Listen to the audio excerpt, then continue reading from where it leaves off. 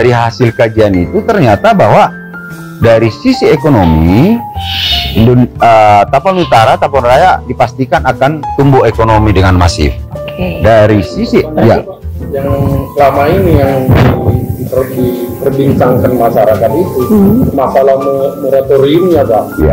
Moratoriumnya menyatakan bahwa pendirian universitas yang baru menggunakan moratorium. Nah, kita mendengarkan itu gagasan Bapak itu merubah IAKN bertransformasi menjadi Universitas Tapanuli Raya. Apa langkah-langkah Bapak yang lakukan untuk mewujudkan Universitas di Tapanuli Raya?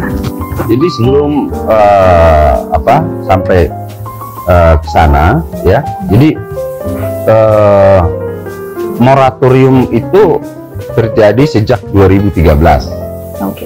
Bahwa tidak boleh tidak ada lagi bisa mendirikan universitas negeri baru. Ini sama seperti moratorium. Jadi dua moratorium ini sama dengan seperti mendirikan pemekaran wilayah. Ini sama-sama di moratorium. Artinya kalau misalnya kita jadi provinsi Tapanuli, otomatis universitas negeri ada enggak, tuh. Ya. Jadi dua hal yang berbeda. Ya. Moratorium ini tentu ini yang menyebabkan tentu kita harus punya strategi khusus. Strategi khususnya apa? Waktu itu 2016 saya bersilaturahmi dengan Menteri Ristek Dikti ketika itu. Ya, beliau menyarankan kepada saya karena moratorium ini saya disarankan bagaimana kalau ada kampus yang ada di situ. Apa ada? Saya bilang ada Unita, ada IAKN, saya bilang. Nah, coba itu aja kita transformasi untuk kami kelola oleh Kemendikti seperti itu. Nah, usulan-usulan akhirnya masuk ketika itu, dan kita sudah sebenarnya duduk bersama dengan pihak IAKN. Kalau dengan Unita, mereka tidak bisa memberikan Unita itu untuk menjadi milik negara. Akhirnya IAKN kita coba nih untuk duduk bersama, ya. Jadi jangan dibilang saya tidak ada keinginan duduk bersama. Nah, ketika itu sudah kita rapat 1 kali 2 kali, ada di Parapat, ada juga di sini di Rumah Nias. Waktu itu kita sudah bicarakan plan A, plan B.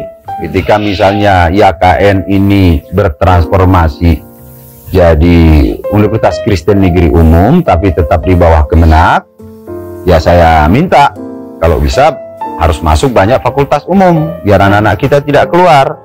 Dan dipastikan juga fakultas umum itu mata kuliahnya juga umum biar bisa bersaing dengan kampus-kampus yang dikelola Kemendikti. Nah, ketika itu katanya ada regulasi yang mengatur itu tidak bisa, harus tetap ya ada fakultas umum, ada sekian % mata kuliahnya agama. Nah gitu, artinya apa? Loh, nanti outputnya bagaimana ini? Misalnya kayak ada sekarang di situ fakultas umum parawisata, kalau tidak salah ini parawisata kekristenan, sosiologi kekristenan. Nah, ini bersaing dengan yang dikelola Kemendikti, sarjana parawisata sama sarjana sosiologi. Ini gimana nih di pasar? Untuk lapangan pekerjaan bagaimana? Ya kan? Ini juga kan kita harus pikirin dong. Jangan buat sebuah fakultas atau jurusan yang memang pasar tidak ada gitu loh. Dan tidak mungkin kita kerjakan seperti itu. Apalagi ketika itu sudah kita sampaikan regulasi itu dan mereka juga paham, maka ketika itu kita coba plan A dari IAKN. Oke, naik jadi UKN, saya setujui, tetapi ini permintaan kami. Nah, kalau terbentur nanti di regulasi itu, saya bilang, dan kita masuk plan B. Plan B-nya apa? Dikelola Kemendikti, seperti itu. Nah, kalau dikelola Kemendikti seperti apa? Kan gitu kan? Nah, tentu semua aset Kemenak itu ditarik ke Kemendikti, kan begitu? Dikelola oleh Kemendikti, dan tentu banyak fakultas masuk, jurusan-jurusan yang umum dan mata kuliah umum. Nah, persoalannya bagaimana nanti mahasiswa IAKN sekarang, kan gitu ya. Nah, di Kemendikti itu ada yang namanya Fakultas Filsafat dan Agama. Nanti YKN-nya masuk di situ, seperti itu. Artinya tidak dibuang, tidak ditutup, tidak. Tetapi malah kita istilahnya ya, bagaimana membuat sebuah lembaga lebih bagus. Ya, menurut saya sih yang mengelola pendidikan itu harusnya kan Kemendikti, ya kan? Ya Pak.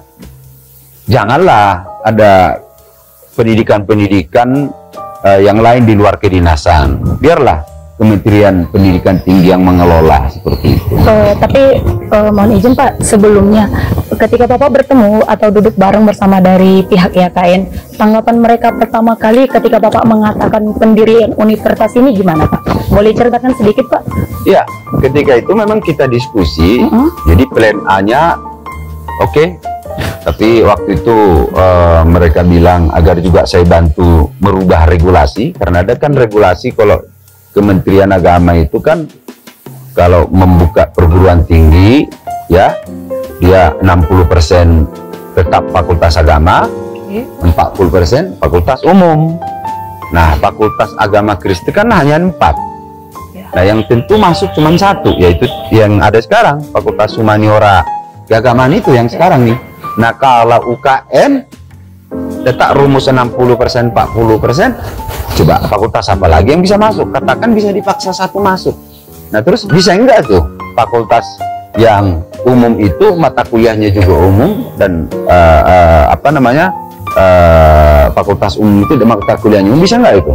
Seperti itu. Nah, ternyata mereka bilang regulasinya. Saya bilang oke, saya bantu regulasi, kita perjuangkan regulasi agar walaupun tetap dikelola Kementerian Agama, ya kan?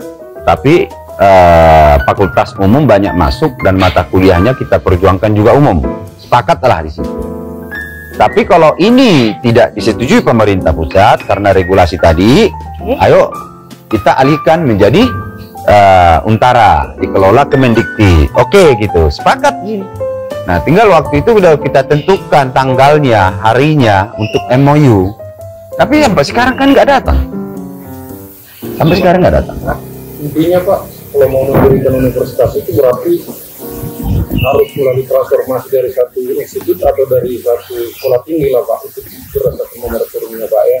Ya, jadi moratorium itu tidak boleh mendirikan yang baru, tapi mengalihkan yang ada.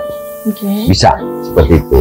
Apakah swasta, apakah misalnya yang dikelola Kemenak, atau kalau ada kian di sini misalnya Institut Ilmu Kesehatan yang dikelola Kementerian Kesehatan, bisa jadi universitas, bisa seperti itu, bisa.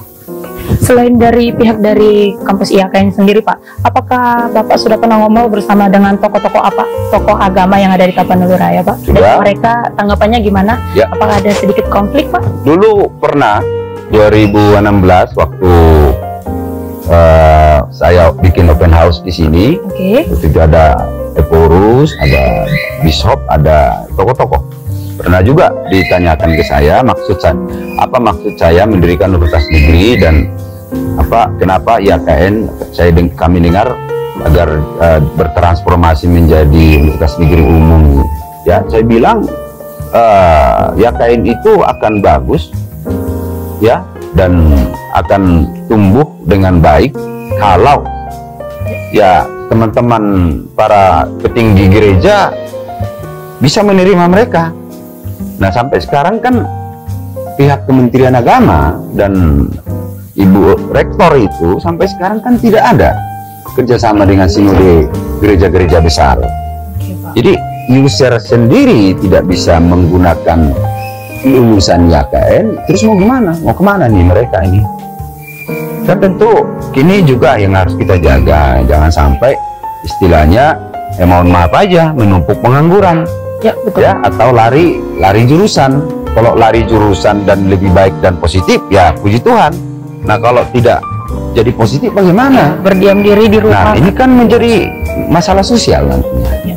Jadi sepertinya Pak, langkah-langkah yang dilakukan oleh penggagas daripada Untara ini Pak, seperti apa agar bisa Untara yang terlaksana dengan baik dengan kerjasama dengan YKN itu? Tahu bagaimana kerjasama yang dijalankan selama ini sudah terjadi belum? antara pihak UKM dengan yang mau mendirikan Untara. Tapi dijawab Pak Bupati setelah pariwara berikut dulu. Jangan kemana-mana dulu pemirsa, kita bakalan kembali lagi. Jangan kemana-mana dulu. Sudah sampai di mana sih outputnya lulusan-lulusan perguruan tinggi yang ada di kementerian-kementerian ini, dan terus bagaimana ini dengan yang dikelola Kemendikti?